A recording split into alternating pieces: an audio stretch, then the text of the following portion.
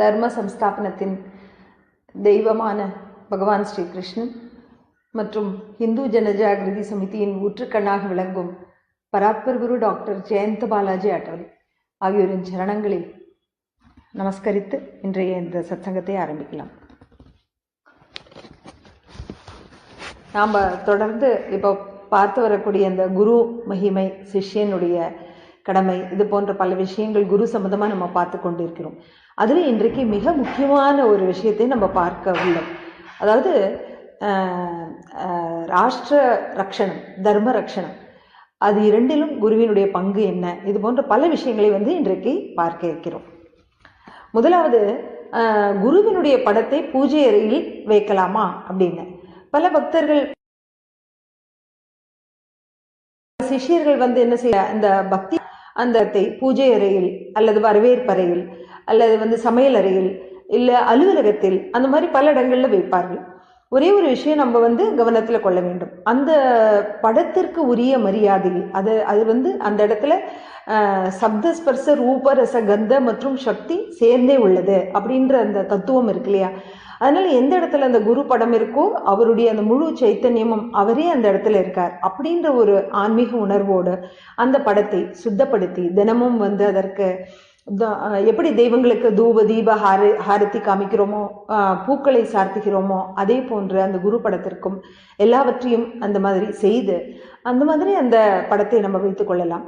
இப்போ அலுவலகத்தில் அந்த மாதிரி பண்ண முடியலன்னா மானசீகமாக நம்ம அந்த பூஜையை செய்து கொள்ளலாம். இல்லை வீட்டில் யாருக்கான விரோதம் இருந்ததுன்னா, அதாவது குரு படத்தை வைப்பதற்கு, அந்த மாதிரி சமயங்களையும் நம்ம மானசீகமாக அதை பூஜை பண்ணலாம். நம்மளுடைய பர்ஸ், லாக்கெட், அலமாரி, புத்தகம் போன்ற விஷயங்கள்ல அந்த குரு படத்தை வைத்து கொள்ளலாம். அது நமக்கு அந்த குருவனுடைய அந்த நினைவு நமக்கு எவ்வளவு தோன்றுகிறதோ அவ்வளவுக்களவு நமக்கு ஆன்மீக பயிற்சியில பண்ணணும் அப்படின்ற ஒரு உத்வேகம் நமக்கு கிடைக்கிறது. அடுத்தது குரு தட்சிணை. இப்போ குருகுல கல்வியில முடிந்ததுக்கு அப்புறம் அந்த குரு தட்சிணை கொடுப்பார்கள் அப்படின்னு நம்ம கேள்விப்பட்டிருக்கோம். அதை பத்தி நம்ம தெரிஞ்சுக்கிறதும் நல்லது. அதனுடைய தாற்பயம் என்ன, உள்ளார்ந்த தத்துவம் என்ன அப்படின்றது தெரிஞ்சுக்கிறது மிக அவசியம். இப்ப சூரியன் இருக்கு. அந்த சூரியன் எந்த எதிர்பார்ப்பும் இல்லாம எல்லாருக்கும் சரி சமமாக தன்னுடைய ஒளியை கொடுக்கிறது. அந்த பிராண சக்தியை கொடுக்கக்கூடிய அந்த ஒளி அதன் மூலமாக கிடைக்கிறது. அதே போல வாயு தேவன் மழை எல்லாருக்கும் பொழிகிறது. எந்த ஒரு பாகுபாடும் இல்லாமல் பாரபட்சம் இன்றி எல்லோருக்கும் அந்த காற்றை உயிர் தரக்கூடிய பிராண வாயுவை வழங்குகிறது. அதே போல மலர்கள் தங்களுடைய நறுமணத்தை கஞ்சத்தனம் இல்லாமல் எல்லோருக்கும் அளிக்கின்றன. அதே போலதான் குருவும் தன்னுடைய சிஷ்யனுக்கு அவனுடைய பரிபூர்ண நலனுக்கு எதெல்லாம் தேவையோ அதையெல்லாம் வாரி வழங்கக்கூடிய வள்ளலாக அந்த குரு திகழ்கிறார். அப்பேற்பட்ட அந்த குருவுக்கு நம்ம அந்த குரு தட்சிணையை எதை கொடுக்க முடியும்? அந்த ஸ்மிருதின்ற அந்த கிரந்தத்துல வருது, குரு ஒரே ஒரு அக்ஷரம் நமக்கு தந்தால் கூட, நம்ம கிட்ட இருக்கிற ஒட்டுமொத்த செல்வத்தையும் அர்ப்பணித்தால் கூட அந்த குருவனுடைய கடனை நம்மால் தீர்க்க முடியாது அப்படின்னு கூறப்பட்டுள்ளது. அந்த ஏன்னா குருவன் நம்மகிட்ட இந்த ஒண்ணு எதிர்பார்க்கதில்லை. அந்த நமக்கு அந்த ஞானத்தை வழங்கி நாம் இறைவனை அடைய வேண்டும், இறைவனை அடைய செய்ய வேண்டும் என்பதே அந்த குருவினுடைய லட்சியமாக விளங்குகிறது. அவர்கள் நாம உடல், மனம், செல்வம் எல்லாத்தையும் அர்ப்பணம் பண்ணி அந்த குருவினுடைய சரணங்கள்ல பூரண சரணாகதி அடையும் பொழுது, எப்போ அந்த நம்ம பூரண சரணாகதி செய்து எல்லாவற்றையும் அர்ப்பணம் செய்கிறோமோ அப்போ குருவானவர் என்ன தருகிறார்னா, நமக்கு சர்வ ஞானம், சர்வ சக்தியை நமக்கு தருகிறார். இப்ப குருன்றவர் வைராகியம், அதாவது எல்லாவற்றையும் தியாகம் செய்தவர் பொழுது அவருக்கு எதற்காக இதெல்லாம் அவர் கேட்கிறார் நம்ம கிட்ட இருந்து அப்படின்ற கேள்வி இடருது. அவர் கேட்கல. இது எதற்காகனா, அவரே எல்லாவற்றையும் துறந்து அந்த உலக பற்றுதல்கள் அனைத்தையும் தியாகம் செய்து அந்த குருவினுடைய நிலைக்கு உயர்ந்தவர். அப்படி இருக்கும் பொழுது மறுபடியும் மாயை சம்பந்தமான அந்த விஷயங்களை நம்ம கிட்ட இருந்து அவர் கேட்பாரா? அது அந்த ஒரு அர்த்தத்தோடு அது சொல்லப்படுறதில்லை.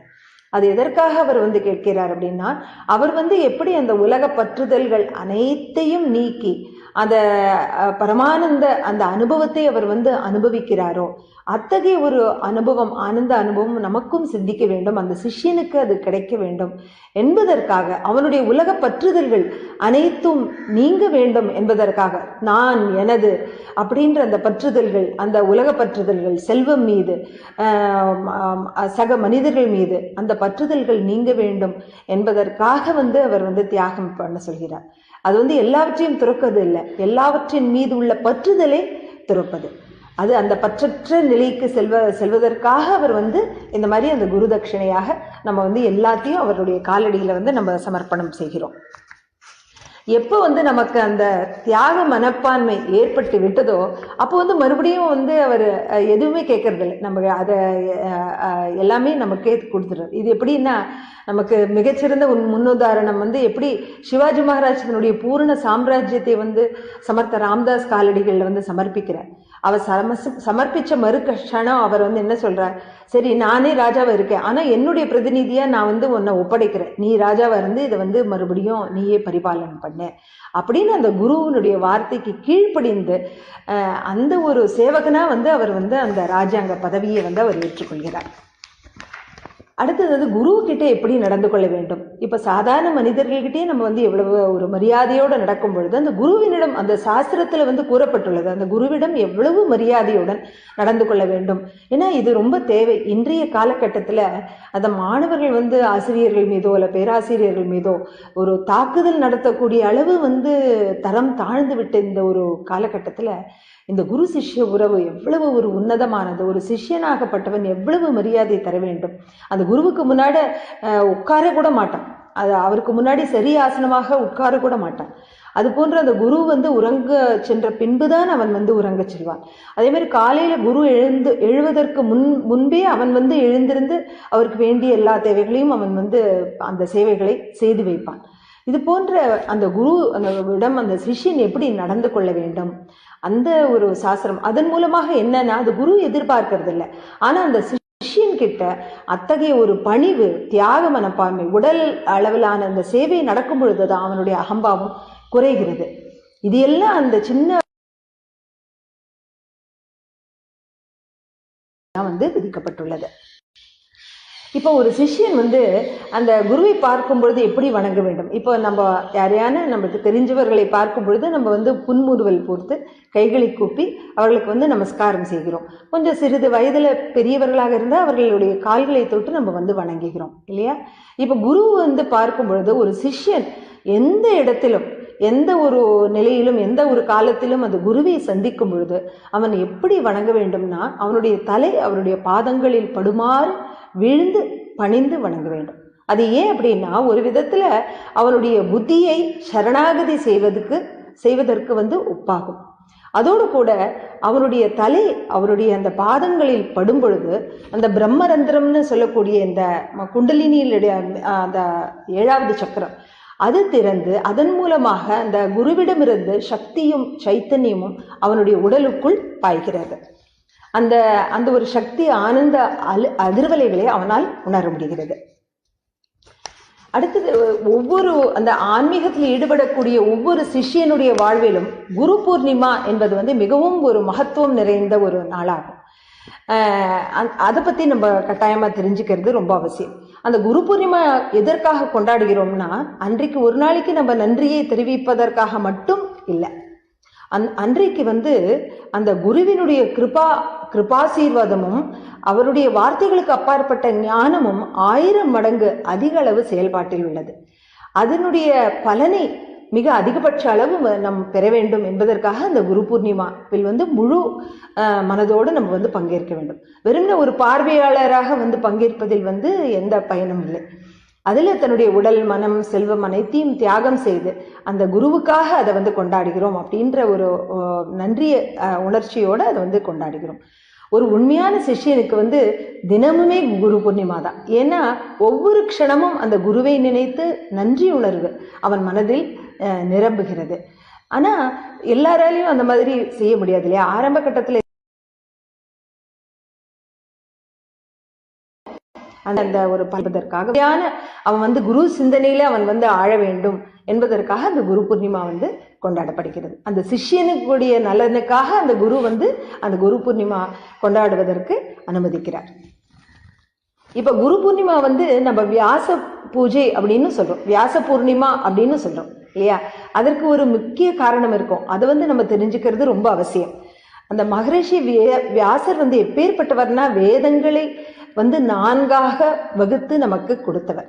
அதோட மகாபாரதம், ஸ்ரீமத் பாகவதம் போன்ற 18 புராணங்களை இயற்றி நமக்கு தந்தவர். அவர் இயற்றிய அவர் இதெல்லாம் நமக்கு தரவில்லை என்றால் இன்றைக்கு நமக்கு ஒன்றுமே நம்ம கிட்ட இருக்காது. அப்பேற்பட்ட ஒரு மகா காரியத்தை வந்து அவர் செய்துள்ளார். அதனாலதான் வியாசோச்சிஷ்டம் ஜெகத் சர்வம் அப்படின்னு, அதாவது வியாசருடைய உச்சிஷ்டம் தான் மற்றவை எல்லாம். மற்ற கிரந்தங்கள் மற்ற நூல்கள் எல்லாமே அவர் வைத்து விட்டு போன மீதி அந்த உச்சிஷ்டம், வியாசருடைய உச்சிஷ்டமா அது வந்து கருதப்படுகிறது. அப்பேற்பட்ட ஒரு மகா இடத்தை வந்து அவர் வந்து நிறைந்துள்ளார். அல்ஜீப்ரால வந்து வியாஸ் அப்படின்ற பதத்துக்கு என்ன அர்த்தம்னா வட்டத்தினுடைய அந்த வட்டத்தினுடைய பெரிய நீள்கோட்டை அது வந்து குறிக்கிறது. அது அந்த வியாசன்றது அப்ப மகரிஷி வியாசனுடைய அந்த அளவிட முடியாத வாங்மய ஆற்றலையும் வந்து அது குறிக்கிறது அந்த வார்த்தை. இதன் மூலமா நம்ம தெரிந்து கொள்ளலாம். சபையில ஒரு நபர் பேசும் பொழுது அந்த மேடையை வந்து நம்ம என்ன சொல்றோம்? வியாசபீடம் அப்படின்னு சொல்றோம். ஏன் அப்படி? அதாவது அந்த மாதிரி அந்த ஒரு மேடையில் ஏறி பேசக்கூடியவர் வியாசரை போன்ற ஒரு மகா ஞானம் படைத்தவராக இருக்க வேண்டும் என்பது வந்து எதிர்பார்க்கப்படுகிறது. அவருடைய அந்த மகா கிரந்தங்கள் அவர் வந்து ஏற்றியதனால அவரை வந்து நம்ம ஆதி குரு அப்படின்னு நம்ம வந்து போற்றி புகழ்கிறோம். அதனால்தான் பல இடங்கள்ல வந்து அந்த குரு பூர்ணிமா அன்று முதலில் வந்து வியாச பூஜை செய்யப்பட்டு பிறகு அந்த குரு பூஜை செய்யப்படுகிறது. இப்போ குருவனுடைய அதோட கூட குருவனுடைய ஜென்மதினம் கொண்டாடும் வழக்கம் இருக்கு இல்லையா? அவருடைய உண்மையான பிறந்த நாள் எது அப்படின்னா, அவர் பிறந்த தினம் வந்து உண்மையான பிறந்த நாள் இல்லை. அவர் என்றைக்கு வந்து அவருடைய வாழ்வில் குரு வந்தாரோ அதுதான் அவருடைய உண்மையான பிறந்த நாள். ஏன்னா என்றைக்கு நமக்கு குரு கிடைக்கிறார்களோ அன்றைக்கு நமக்கு வந்து மறுபிறவி கிடைத்தது போன்ற ஒரு இது. ஏன்னா அன்றைக்கு நம்ம மறுபடியும் புதுதாக பிறக்கிறோம். என்ன, நம்முடைய ஆன்மீக வாழ்க்கை அன்றிலிருந்து தான் துவங்குகிறது. அதனால என்றைக்கு குருவை சந்தித்தாரோ அன்றைய தினத்தை நம்ம வந்து அவருடைய பிறந்த நாளாக கொண்டாடுவது மிகவும் சிறந்தது. அது தெரியலன்னா அவருடைய பிறந்த நாளை நம்ம வந்து கொண்டாடலாம். இப்ப இன்னொரு சுவாரஸ்யமான விஷயம் அதை பத்தி தெரிஞ்சுக்கலாம். அதாவது உலக பரீட்சை நடக்கிறது, உலக விஷயங்களுக்கான பரீட்சை, ஆன்மீகத்திலையும் பரீட்சை நடக்கிறது. இதுல என்ன வித்தியாசம் அப்படின்னா, அந்த உலக பரீட்சையில வந்து நமக்கு எல்லா கேள்விகளுக்கும் விடை தெரியணும்னு அவசியம் இல்லை. சில சமயம் சாய்ஸ் அந்த மாதிரி அதுவும் இருக்கு. லைக் 10 கேள்விகளுக்கு 6 கேள்விகள் நம்ம பதில் எழுத்தா கூட போதுமானது. அதே போல நம்ம வந்து அந்த பாஸ் மார்க் வாங்குறதுக்கு 35% 40% வாங்கினா கூட போறோம். ஆனா ஆன்மீகத்துல அந்த மாதிரி இல்லை. எல்லா கேள்விகளுக்கும் நமக்கு வந்து விடை தெரிந்திருக்க வேண்டும். அதோடு கூட 100% அதை வெற்றி அடையணும்னா நம்ம 100% வந்து நம்ம மதிப்பெண் வாங்கணும். அப்பாடி அது வந்து எவ்வளவு கஷ்டமான காரியம் அப்படின்னு நம்ம வந்து நினைக்க வேண்டாம். ஏன்னா இதுல வந்து ஏன் முதல் கட்டத்துல அந்த குருவானவர் ஏன் பரீட்சை வைக்கிறார் அப்படின்னா, அவர் வந்து சர்வ ஞானம் படைத்தவர். அவருக்கு எல்லாம் தெரியும், சிஷ்யனுடைய தகுதி என்ன எல்லாமே அவருக்கு தெரியும். இருந்தாலும் மற்றவர்களுக்கு அதை வந்து வெளி காண்பிக்க வேண்டும், மற்றவர்கள் அதை உணர வேண்டும் அப்படின்றதுக்காக அந்த வந்து சிஷ்யனுக்கு பரீட்சை வைக்கிறார். இப்போ இந்த மாதிரி இவ்வளோ கஷ்டமான 100% நம்ம எடுத்தாதான் நம்ம அது வந்து வெற்றி அடைய முடியும் அப்படின்னா ரொம்ப கஷ்டமோ அப்படின்னு நம்ம நினைக்க வேண்டாம். ஏன்னா அந்த குருவானவர் வந்து கருணாமூர்த்தி, அந்த கருணை நிரம்பியவர், தயாள குணம் படைத்தவர். அதனால அவர் வந்து தன்னுடைய சிஷ்யனை என்றைக்கான தோற்கடிக்க விடுவாரா? அவர் வந்து நமக்கு கற்றுத்தருவது, அந்த சிஷ்யனுக்கு கற்றுத்தருவதோடு கூட அவனை வந்து அவனுக்கு அந்த பரீட்சையை தந்து அந்த கேள்விகளுக்கான விடைகள் அவன் மனதில் வருமாறு அந்த ஊக்கத்தை அவனுக்கு கொடுத்து அந்த வெற்றியும் அவனை அடைய செய்கிறான். அதனால எல்லாமே வந்து அவர் செய்யறதுனால அதை வந்து நம்ம கவலைப்பட வேண்டாம். அதுதான் வந்து அந்த உலக பரீட்சைக்கும் ஆன்மீக பரீட்சைக்கும் உள்ள ஒரு முக்கியமான வித்தியாசம். அடுத்தது ஒரு விஷயம் நம்ம தெரிஞ்சுக்கிறது என்னன்னா, இப்ப நம்ம எல்லாருக்குமே வந்து ஜென்ம குண்டலினி அப்படின்னு அந்த ஜாதகம் இருக்கு இல்லையா? அப்போ ஒரு சிஷ்யனுடைய அந்த ஜென்ம குண்டலினியில அந்த குருவானவர் வந்ததுக்கு அப்புறம் அந்த நவகிரகங்கள் அந்த பாதிப்பை வந்து ஏற்படுத்துமா, இல்லைன்னா அதிலிருந்தும் அந்த குரு வந்து அவனை ரட்சிப்பாரா அப்படின்னு ஒரு கேள்வி எழுது. அதாவது கிரகங்களின் கதி, அந்த கிரகங்களின் பாதிப்பு, அது எல்லாமே வந்து இந்த உடலுக்கு மட்டுமே தவிர நம்ம ஆத்மாவுக்கு கிடையாது. அப்போ வந்து இந்த யாருக்கு அந்த தேக புத்தி நஷ்டமடைந்ததோ அவர்களை வந்து அந்த கிரகம், நவகிரகங்கள் வந்து அவர்களை வந்து தீண்ட முடியாது, எந்த ஒரு பாதிப்பும் ஏற்படுத்த முடியாது. இப்போ அந்த சத்குருவானவர் வந்து எப்படி வந்து பண்றாருன்னா, நம்ம ஒரு சிஷ்யனாகவன் எப்போ வந்து அந்த சத்குருவினுடைய சரணங்கள்ல எல்லாவற்றையும் சமர்ப்பித்து சரணாகதி அடைகிறானோ அப்போ வந்து அவனுடைய வாழ்வில் நவகிரகங்கள் வந்து எந்த பாதிப்பையும் ஏற்படுத்துவதில்லை. எல்லாமே வந்து அந்த சத்குருவினுடைய இஷ்டப்படி தான் அந்த அவனுடைய வாழ்க்கையில எல்லாமே நடக்கிறது. அதாவது அவன் என்றைக்கு அந்த குருவை சந்திக்கிறானோ அன்னைக்கு வந்து மறுபிறவின்னு பார்த்தோம் இல்லையா? மறுபிறவியும் போது அப்போ அந்த ஜென்ம குண்டலினின்னு சொல்லக்கூடிய அந்த ஜாதகத்தையும் நம்ம வந்து மாற்றி எழுத வேண்டும். என்றைக்கு வந்து அந்த சிஷ்யன் வந்து குருவை சந்திக்கிறானோ அன்றைய தினம், அன்றைய அந்த ஒரு சமயத்தை வந்து நம்ம அவனுடைய ஜாதகத்தை மறுபடியும் கணிக்க வேண்டி உள்ளது. ஏன் அப்படின்னா அதற்கு பிறகு மற்ற கிரகங்களினுடைய இருப்பே வந்து அவனுடைய ஜாதகத்தில் இருப்பதில்லை. குரு அப்படின்ற கிரகம் வந்து முழுமையாக ஆக்கிரமித்து அதுதான் அந்த குருவினுடைய இச்சைப்படிதான் அவனுடைய வாழ்க்கை வந்து நடக்கிறது அப்படின்றது ஒரு முக்கியமான ஒரு விஷயம். ஒரு முறை வந்து யாரோ ஒருத்தர் வந்து மகான் புரானந்த பாபா அப்படின்னு ஒரு மகான், அவர்கிட்ட வந்து அவருடைய ஜாதகத்தை கேட்டாராம். அப்போ வந்து அவர் சொன்னார், அந்த தேகம் இருக்கிறவர்களுக்கு தான், அந்த தேக புத்தி உடையவர்களுக்கு தான் அந்த ஜாதகம் எல்லாம், தேக புத்தி இல்லாதவர்களுக்கு, உடல் இல்லைன்ற அந்த ஒரு சிந்தனை உடையவர்களுக்கு ஏது ஜாதகம், எதை வந்து நாங்கள் கொடுக்க முடியும் அப்படின்னு அவர் சொல்றார். இதையே வந்து அருணகிரிநாதரும் நாளென் செய்யும் கோளென் செய்யும் என்னை நாடி வந்து வினையன் செய்யும் கொடுங்கூற்றன் செய்யும் அப்படின்னு அவர் பாடியிருக்கார். அதாவது நாள்கள், கோள்கள் இதெல்லாம் வந்து அந்த ஆன்மீகத்தில் ஈடுபடக்கூடிய அந்த இறை நம்பிக்கை, குரு நம்பிக்கை, அந்த குரு ஸ்ரத்தை பரிபூர்ணமாக சரணாகதி அடைந்த ஒரு சிஷ்யனை வந்து ஒண்ணுமே பண்ண முடியாது அப்படின்றது வந்து இதுல இருந்து நமக்கு தெளிவாகிறது.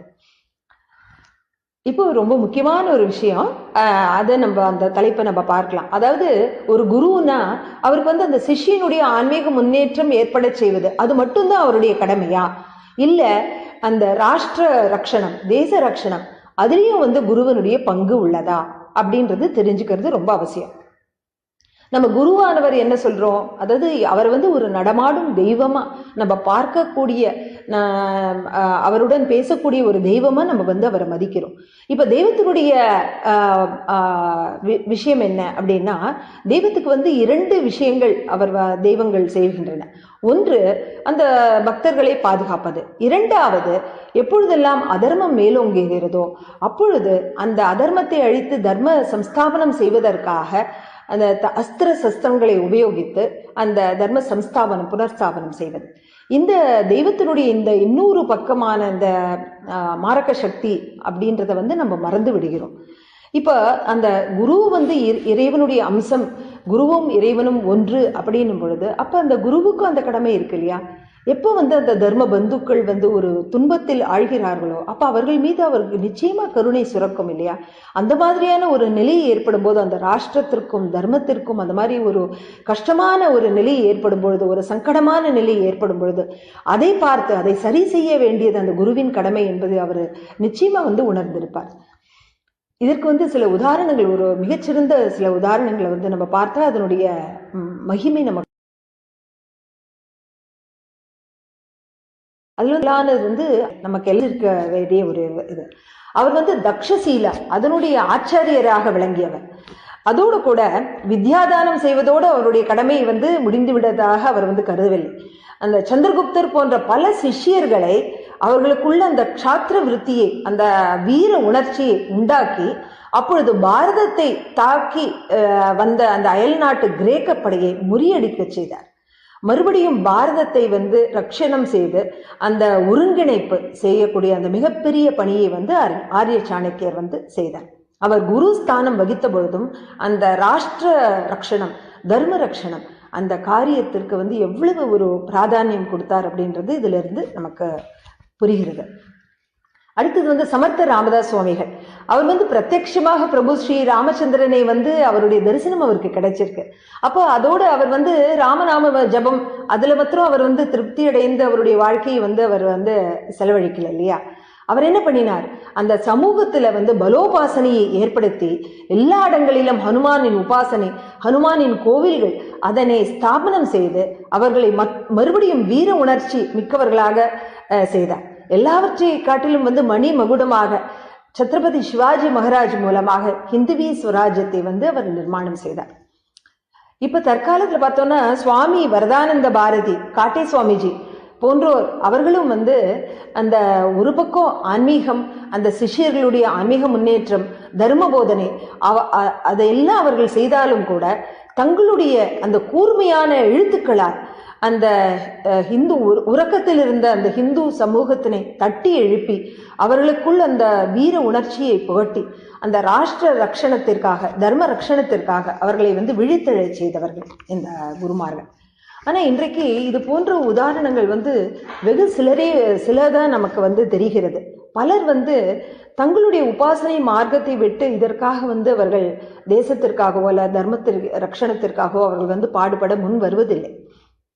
அதனுடைய காரணம் என்ன அப்படின்னு பார்த்தோம்னா, பெரும்பான்மையான அந்த குருமார்கள் வந்து தாரக உபாசனை, அதாவது தெய்வத்தில் வந்து 2 வித உபாசனை, ஒன்று மாரக உபாசனை, தாரக உபாசனை. தாரக உபாசனைனா காக்கும் சக்தியை வழிபடுதல், மாரக உபாசனைனா அழிக்கும் சக்தியை வழிபடுதல்.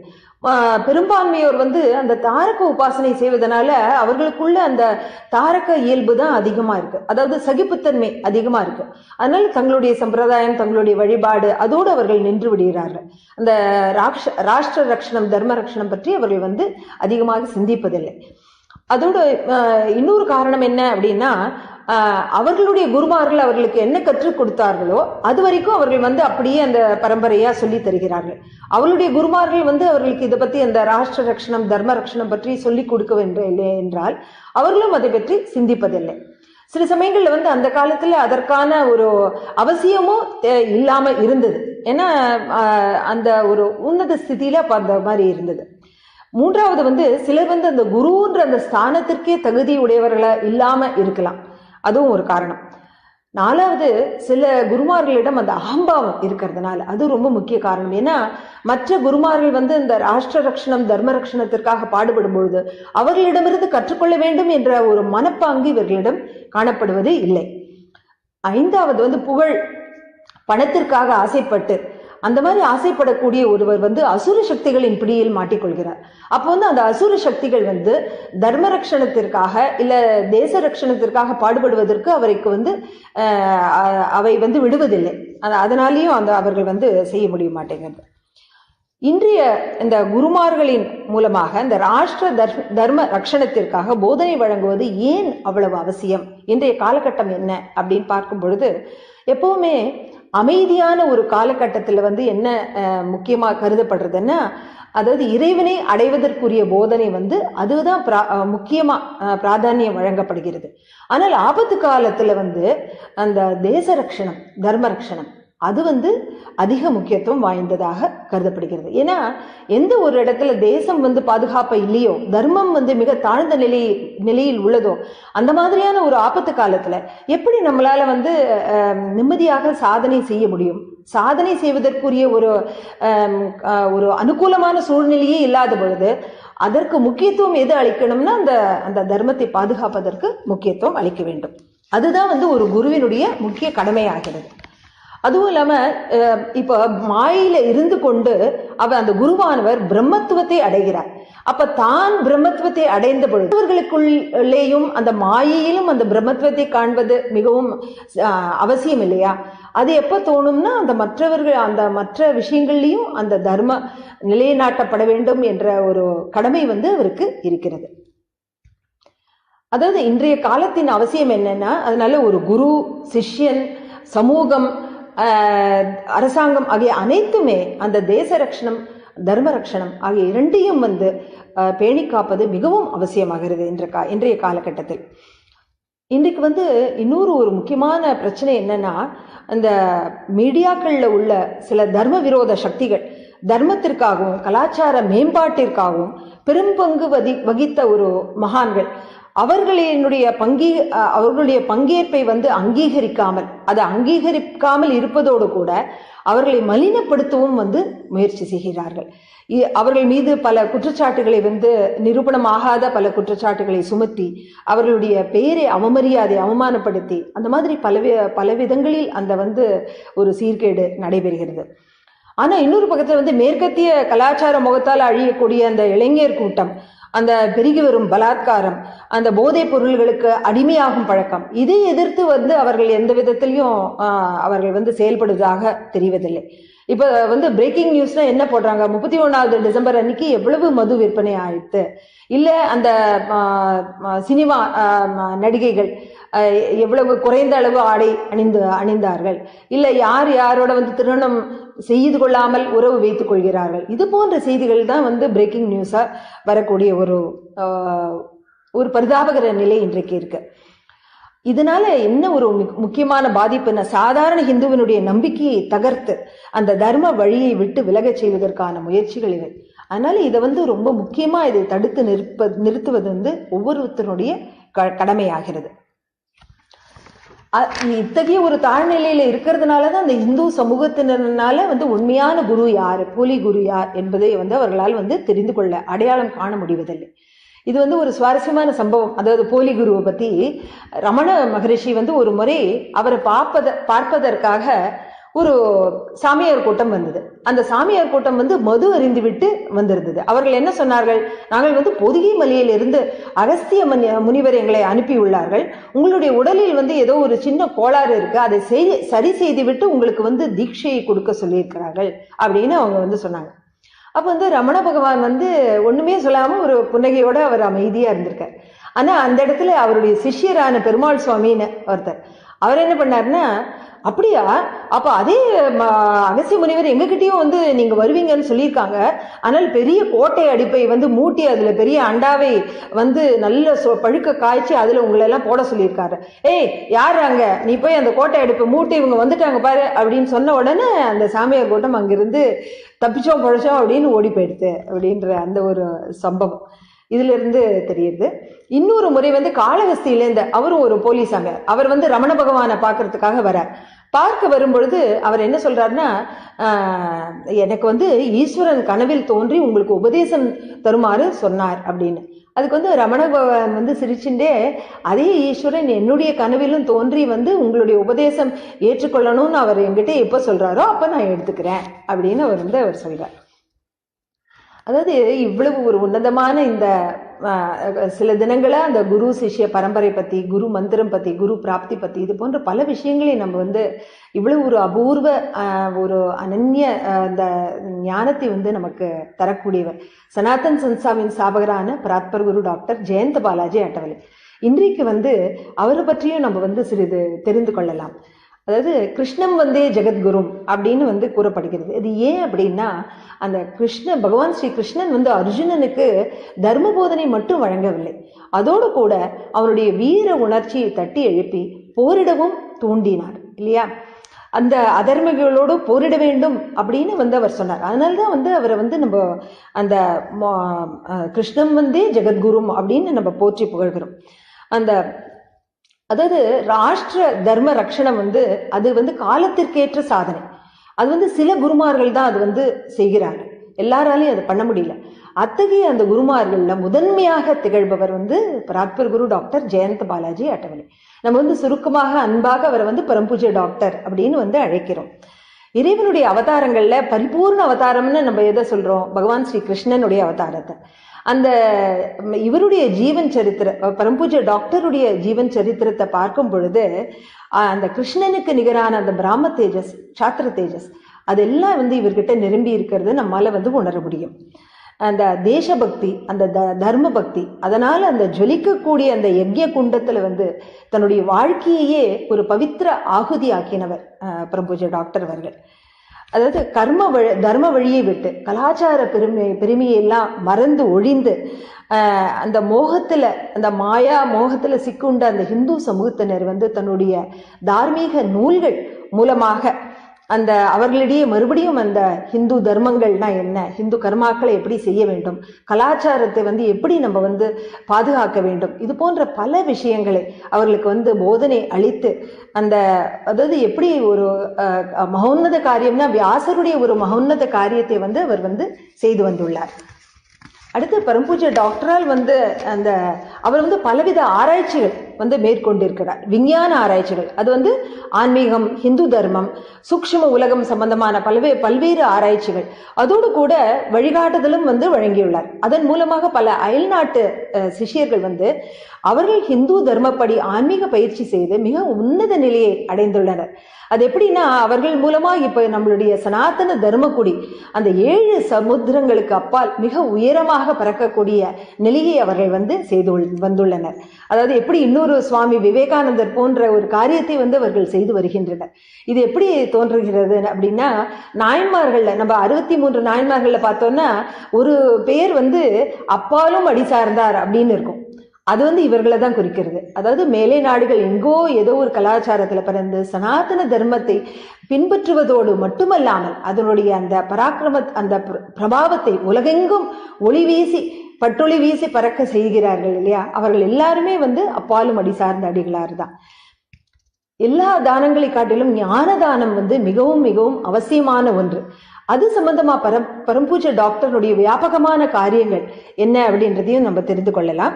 அதாவது பல சமயங்கள்ல வந்து ஹிந்து தர்மம், தெய்வங்கள், தர்ம நூல்கள், சந்த், ராஷ புருஷர்கள் ஆகியோர் மீது வந்து அவர்கள் எல்லாம் வந்து ஹிந்து சமூகத்தினுடைய நம்பிக்கை கேந்திரங்களாக இருப்பவர்கள், ஆதார தூண்களாக விளங்குபவர்கள். அவர்களை வந்து அவமதித்து அவமரியாதை செய்து அந்த மாதிரி நடக்கும் பொழுது ஏதான ஒரு சம்பவங்கள் அதை எதிர்த்து குரல் கொடுக்க வேண்டும் அப்படின்ற ஒரு பிரபோதனையை அவர் வந்து அந்த சிஷ்யர்களுடைய மனதில் வந்து பதித்து வைத்துள்ளார். அப்படி பார்த்தோன்னா அவர் வந்து ஒரு ஹிந்து தர்ம ரக்ஷ காவலர் அப்படின்னு நம்ம சொல்லலாம். அடுத்தது வந்து உறக்கத்தில் உள்ள இந்துக்களின் மனங்களில் அந்த தேச பாதுகாப்பு, தர்ம விழிப்புணர்வு, அந்த கனலை மூளச் செய்து அதன் எப்படி அவர் மூளச் செய்தார்னா பல்வேறு நூல்களை ஏற்றி அதன் மூலமாக அந்த ஒரு மாற்றத்தை வந்து அவர் ஏற்படுத்தியுள்ளார். சமூகத்தில் ஒரு பெரிய மாற்றத்தை, மனமாற்றத்தை அவர்கள் வந்து ஏற்படுத்தியுள்ளார். அப்படி பார்த்தா அந்த வகையில வந்து அவர் ஒரு சமூக சீர்திருத்தவாதி அப்படின்னு நம்ம சொல்லலாம். சுதந்திரத்துக்கு முன்னாடி லோகமானிய பாலகங்காதர திலகர் வந்து கேசரி அப்படின்ற ஒரு பத்திரிகை நடத்தி வந்தார். அதே போன்ற ஒரு தீக்கனல் பறக்கக்கூடிய அந்த ராஷ்டிரம் தர்மம் பற்றிய ஒரு பற்றுதலை உண்டாக்கக்கூடிய வந்து ஒரு பத்திரிகை சனாதன் பிரபாத் அப்படின்ற பெயர்ல அவர் தான் துவக்கி வைத்தார். அதனுடைய ஆசிரியராகவும் பல காலம் வந்து அவர் அதன் மூலமாக அந்த போதனையை மக்களுக்கு வந்து வழங்கினார். ஒட்டுமொத்த ஹிந்து நலனுக்காக ஹிந்து ராஷ்டிரம் தான் அவசியம் அப்படின்ற சுவாதந்திரிய வீர சவர்கார் அவரை போலவே பரம்பூஜ்ய டாக்டரும், அதாவது இன்றைக்கு நம்மளுடைய தேசத்தை எதிர்நோக்கியுள்ள பல்வேறு சங்கடங்களுக்கான ஒரே தீர்வு ஹிந்து ராஷ்டிரத்தை ஸ்தாபனம் செய்வதுதான் அப்படின்ற அந்த ஒரு சிந்தனை ஓட்டத்தை முதலில் அதை வந்து தோற்றுவித்து அதை மக்களிடையே, தர்மாபிமானிகளிடையே, ஹிந்துத்துவவாதிகளிடையே அதை வந்து பரவ செய்தார். அதன் மூலமா அவர் வந்து ஒரு தொலைநோக்குடைய மகான் அப்படின்றதும் நமக்கு வந்து தெரிய வருகிறது. அதாவது சுதந்திரத்துக்கு முன்னாடி மகரிஷி அரவிந்தர் வந்து பல தெரியாத மகான்கள் அவர்கள் மூலமா அவர்களுடைய ஆன்மீக பலத்தின் மூலமாக அந்த சுதந்திர போராட்டத்திற்கு ஒரு மிகப்பெரிய சக்தியை அவர்கள் வந்து அளித்தனர். அதன் மூலமாக தான் அந்த சுதந்திர போராட்டம் வந்து வெற்றி கண்டது. அதே போலவே பரம்பூஜ்ய டாக்டரும் இப்ப வந்து சூக்ஷ்மமாக பல ராஷ்டிரிய காரியங்கள் வந்து பூர்த்தி அடையவும் பூரணமாக வெற்றி அடையவும் அவருடைய ஆன்மீக பலம் மிகவும் உறுதுணையாக இப்ப வந்து விளங்குகிறது. அவர் வந்து தான் மாத்திரம் அந்த உயர்ந்த நிலையில இல்லை. அது போன்று அந்த சனாதன் சன்ஸ்தாவில் பல சாதகர்களை அந்த உன்னத மகான் நிலைக்கு வந்து அவர் வந்து உயர்த்தியுள்ளார். இப்ப சாதாரணமா ஒரு சமூகத்துல நம்ம பார்த்தோம்னா ஒருத்தர் மகான் நிலையை உயரும் பொழுது, ஒரு சாதகர் மகான் நிலையை அடையும் பொழுது அவர் தன்னை பல விதங்களில் வேறுபடுத்தி காட்டிக்கொள்கிறார் இல்லையா. அவருக்கு வந்து பக்தர்களை சந்திப்பது, பாத பூஜையை ஏற்றுக்கொள்வது, சமூகத்தில் தன்னுடைய மகத்துவத்தை வெளிப்படுத்துவது, இதுலேயே வந்து அவர்களுடைய பூரண நேரமும் வந்து செலவழிந்து போகிறது. அப்போ வந்து அவர்கள் தங்களுடைய சாதனையை செய்வதற்கு அவர்களுக்கு நேரம் கிடைப்பதில்லை. அப்ப அந்த தேக்க நிலையை அவர்கள் வந்து அடைகிறார்கள். ஆனா சனாதன் சன்ஸ்தாவை பொறுத்தவரை அதுல வந்து பல சிஷ்யர்கள் மகான் நிலையை அடைந்து உயர்ந்துள்ளனர். ஆனா அவர்கள் வந்து தங்களுடைய பிரபாவத்தை எப்பொழுதும் வெளிக்காண்பித்துக் கொள்வதில்லை. அதற்கு மாறாக மேலும் மேலும் தீவிரமாக ஆன்மீக சாதனையில் ஈடுபட்டு வருகின்றனர். அதனால என்ன ஆகுறதுன்னா அவர்களுடைய ஆன்மீக நிலை மிக வேகமாக துரித கதியில முன்னேறி வருகிறது. அதன் பலனாக அவர்கள் குரு, சத்குரு, பராத்பர் குரு இது போன்ற நிலைகளுக்கு உயர்ந்து வருகின்றனர். இவ்வளவு ஒரு உன்னதமான அந்த பரம்பரையை அளித்துள்ள அந்த சனாதன் சன்ஸ்தாவின் ஸ்தாபகரான பராத்பர் குரு டாக்டர் ஜெயந்த பாலாஜி அட்டவலே அவர்களுடைய பாத கமலங்களுக்கு நம்மளுடைய நன்றி உணர்வை தெரிவித்துக் கொள்ளலாம். இதுவரை இந்த குரு பற்றின பல விஷயங்கள், குரு மந்திரம், குரு தீக்ஷா, குரு சிஷ்ய உறவு இது போன்ற பல விஷயங்களை நாம் தெரிந்து கொண்டோம். மேலும் பல புதிய விஷயங்களை நாம் தெரிந்து கொள்ள இருக்கிறோம். மீண்டும் நாளை மாலை இதே நேரம் 7 மணிக்கு நாம் சந்திப்போம். நன்றி, வணக்கம்.